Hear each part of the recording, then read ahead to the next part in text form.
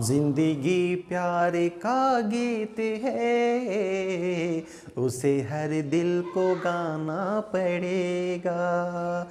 जिंदगी गम का सागर भी है, उसे हंस के तो जाना पड़ेगा।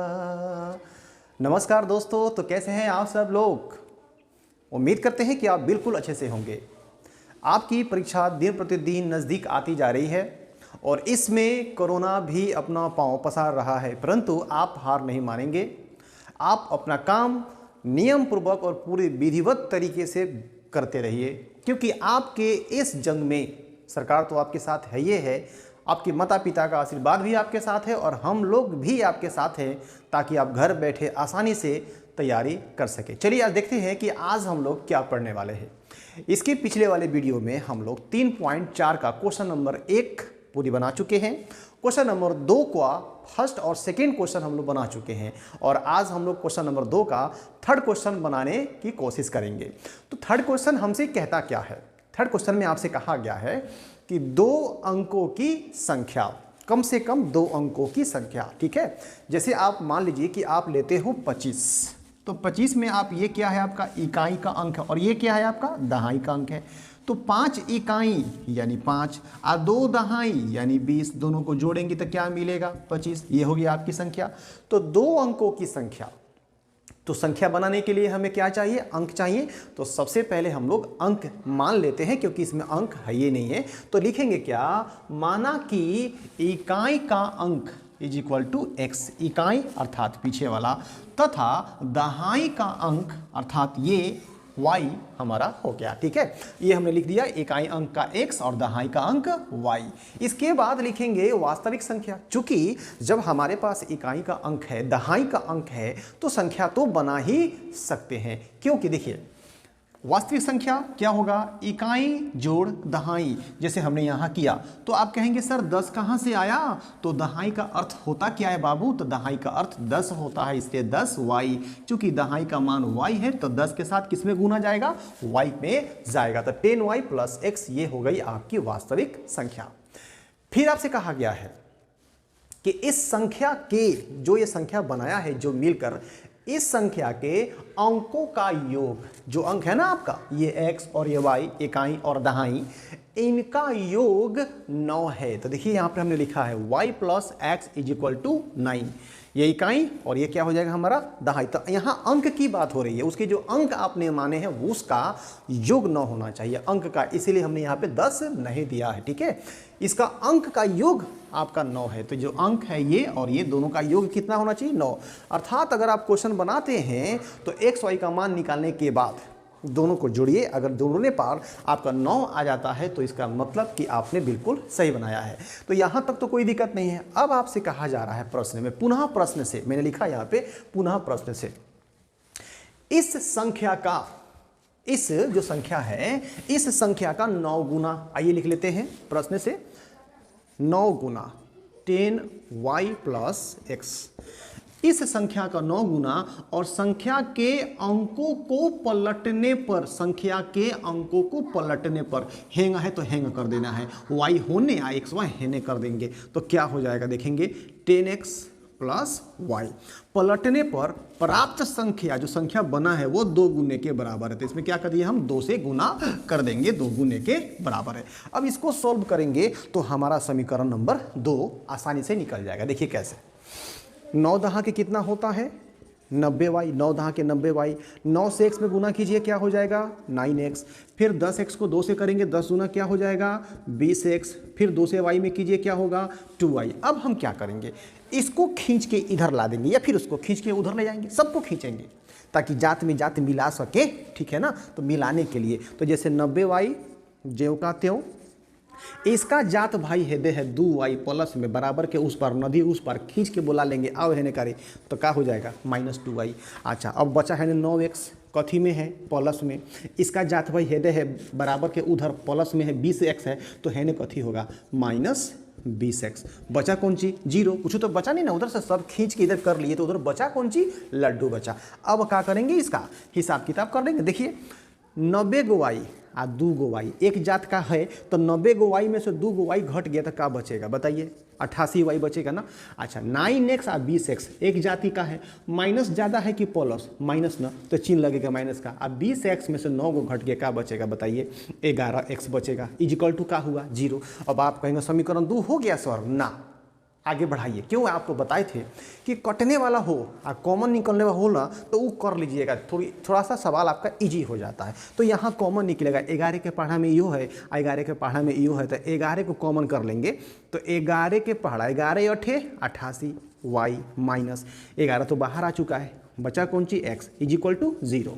अब 11 यहाँ गुना में है, उन्हें भेजेंगे बराबर के उधर 0 के नीचे, गुना में है तो भागा में, तो आंसर क्या मिलेगा हमारा 0। और यहाँ कथी बचा देखिए 8y माइनस एक्स बराबर 0, समीकरण नंबर 2। अब ये हुआ हमारा इक्वेशन नंबर 2 और ये है हमारा इक्वेशन नंबर 1। इस तरह से ये हमारा समीकरण 1 और 2 हो चुका है। हमें पता करना है वो अंक जो है, वो लास्ट में क्या कहा है आपसे, वह संख्या ज्ञात करें। हमें क्या पता करना है, संख्या पता करना है, और संख्या पता करने के लिए अंक चाहिए, और अंक को हमने माना है और उसी से हम मान निकालेंगे, उसके बाद संख्या बनाएंगे। अब इसके बाद हम विलोपन विधि से बनाएं, प्रतिस्थापन से बनाएं, क्या फर्क पड़ता है। लेकिन आपको बताए थे कि विलोपन विधि बड़ी दमदार विधि होती है, बड़े आसानी से हम बना सकते, कोई दिक्कत नहीं होती है। तो चलिए विलोपन विधि से हम इस सवाल को सॉल्व करते हैं। यहां लिखेंगे विलोपन विधि के द्वारा, ठीक है, या विलोपन विधि से भी लिख सकते हैं। विलोपन विधि से समीकरण 1 और समीकरण 2, जरा गौर से देखिएगा। समीकरण 1 में x है, यहाँ भी x है। खुशकिस्मती की सबसे बड़ी बात देखिए, दोनों x बराबर है, एगो प्लस में है एगो माइनस में है। ना तो हमारा चिन्ह बदलना है और ना तो हमको बराबर करना है, ये पहले से बराबर है। आप मेरी पिछली वीडियो को देखिए, विलोपन विधि आपको बिल्कुल अच्छे से समझ में आएगी, ये मेरा वादा है आपसे। तो हम इसके बाद क्या लिखेंगे, समीकरण 1 और समीकरण 2 से। यहां देखते हैं समीकरण 1 तथा 2 से। अब दोनों समीकरणों को उतार दीजिए चुपचाप। क्या दिया है, y plus x is equal to 9, नीचे वाला देखिए क्या है 8y minus x is equal to क्या हुआ हमारा 0, बस हो गया। ठीक है, तो चूंकि हम आपसे बताए थे कि विलोपन में जिस पक्ष को हम काटना चाहते हैं, अगर इसको काटना चाहते हैं तो ये बराबर होना चाहिए और आगे प्लस माइनस का साइन होना चाहिए। अगर इसको काटना चाहते हैं तो ये बराबर होना चाहिए, इसके आगे प्लस माइनस होना चाहिए। अगर आप साइन चेंज करते हैं तो आप यहाँ लिखेंगे ब्रैकेट में घटाने पर, ठीक है, और अगर आप नहीं साइन चेंज करते तो लिखेंगे जोड़ने पर। क्या करेंगे, यहाँ पर लिखेंगे जोड़ने पर। हमें क्या करना है, जोड़ना है। जोड़िए 8 गो वाई या 1 go why 9 go why, high plus में क्या खत्म हो जाएगा ना, 1 गो प्लस में 1 खत्म हो गया। यहाँ क्या बचा 9। अब देखिएगा 9 हियाँ गुना में, हियाँ कथी में, यहाँ देखिए यहाँ से गुना है तो भागे में होगा ना, वाई का मान निकालेंगे तो हई 9 गुना में है तो भागा में, कट के का आंसर आ गया 1। तो वाई का मान क्या आ गया, 1 आ गया। बड़ी आसानी तरीके से वाई का मान हम 1 निकाल दिए। अब क्या लिखेंगे, y का मान समीकरण 1 में रखने पर, चाहे 2 में रखिए चाहे 1 में रखिए, यहाँ आप लिख लीजिएगा अपना मन से, y का मान समीकरण 1 में रखने पर। तो रखना है 1 में तो उसको उतार दीजिए, y plus x is equal to 9। तो y का मान कितना है, 1 है, plus x is equal to 9। अब भाई 1 प्लस में है, बराबर के ओने जाएगा तो माइनस होगा, किस में 9 में, तो 9 में से 1 घटेगा तो x का मान क्या आ गया 8 आ गया। हो गया, x का मान भी निकल गया, y का मान भी आपका निकल गया। अब देखिए 8 1 जोड़िए तो कितना होता है 9। देखिए तो 9 यहाँ पर है कि नहीं है। अब हमें संख्या बनाना था कि संख्या क्या होगा, नीचे लिखेंगे इसका, अतः प्राप्त संख्या हमें संख्या मिली कौन सी। तो देखिए संख्या यहाँ पर क्या हम दिए थे, यहाँ पर 10y plus x, 10y plus x. तो 10 की जगह पर 10, y का मान कितना आया है 8, सॉरी y का मान 1 है ना, 1 प्लस x का मान कितना था, x का मान हमारा 8 है, तो 10 एकम 10 आप प्लस 8 कितना हुआ 18। तो एक संख्या आपकी हो गई 18। और नीचे लिखेंगे पलटने पर प्राप्त संख्या, तो पलट दीजिए, तो 8 के बदले में 1, 1 के बदले में 8 क्या होगा 81। तो इस तरह से यह प्रश्न हमारा सॉल्व हुआ। आइए देखते हैं इसका अगला क्वेश्चन। चलिए देखते हैं। क्वेश्चन कहता है आपका अगला 2 का क्वेश्चन नंबर 4 कि मीना 2000 रुपये निकालने के लिए एक बैंक में जाती है और वो खजांची से कहती है कि भैया मुझको 50 रुपये और 100 रुपये के ही आप नोट दीजिएगा। और ऐसा करने के बाद वो बैंक से टोटल 25 नोट ही निकाली है। अब हमको यह पता करना है कि 50 टकिया कएगो था, आज 100 टकिया कएगो है, ठीक है। और दोनों मिला करके कितना है आपका 2000। ये आपको दिमाग में रखना है, क्योंकि आप बना भी सकते हो और बनाने के बाद आप जांच भी कर सकते हो। फिर वे कहता है क्या, ज्ञात कीजिए कि उसने 50 रुपये और 100 रुपये के कितने कितने नोट प्राप्त किए हैं। हमने क्या लिखा है, माना कि 50 रुपये के नोटों की संख्या बराबर x और 100 रुपये के नोटों की संख्या बराबर y। तो चूंकि 50 रुपये और 100 रुपये का टोटल नोट का वो है 25 को, यहां लिखेंगे हम प्रश्न से, ठीक है। 50 रुपये का नोट जोड़ 100 रुपये के नोट मिला के कय गो है, 25 गो नोट है। समीकरण नंबर हमारा क्या हुआ, 1 हुआ। फिर लिखेंगे यहाँ पर, देखिए फिर कहता है क्या कि 50 रुपये और 100 रुपये के ही नोट लिए, तो टोटल पैसा कितना निकालिए, 2000 रुपये निकालिए। लिखेंगे पुनः देखेंगे ध्यान से, तो एक नोट जो है हमारा, 50 के नोटों की संख्या x है, तो यहाँ पर क्या हो जाएगा 50x जोड़ 100y इज इक्वल टू कितना उसको चाहिए, तो 2000 रुपया उसको चाहिए। 50 रुपये का नोट 100 रुपये का नोट मिला करके कितना चाहिए उसको, 2000 रुपया चाहिए। अब बढ़ाते हैं आगे, 50 के पहाड़े में सब है तो कॉमन निकाल लीजिए, अच्छा रहेगा ना, सटीक हो जाएगा। 50 कॉमन निकल गया, भीतर का बचा x प्लस 50 दूना 100 y इज इक्वल टू हियाँ का हो जाएगा बताइए 2000 हो गया। अब भाई देखिए 1 0 से 1 0, अब 5 चौका 20 का बचा 40, तो हियाँ का हो गया x plus 2y is equal to 40। समीकरण नंबर 2। अब आप समीकरण 1 और समीकरण 2 को लेकर इसको खुद से सॉल्व कीजिएगा, चूंकि विलोपन विधि से आपको पता है कैसे बनाना है। लिख दीजिएगा विलोपन विधि के द्वारा समीकरण 1 और 2 से, दोनों को लेकर के बनाइएगा, आपका आंसर आसानी से निकल जाएगा। आइए देखते हैं इसका लास्ट क्वेश्चन, क्वेश्चन नंबर 5। क्या कहता है कि किराया पर पुस्तक देने वाली किसी पुस्तकालय का, ठीक है, किराए पर पुस्तक देने वाला किसी पुस्तकालय का प्रथम 3 दिनों का एक नियत किराया है, ठीक है। अर्थात अगर आप किताब पुस्तकालय से लेकर के जाते हैं तो 3 दिन का तो आपको भाड़ा देना होगा। आप 1 दिन के लिए ले जाइए, 2 दिन के लिए ले जाइए, लेकिन आपको 3 दिन का भाड़ा देना होगा।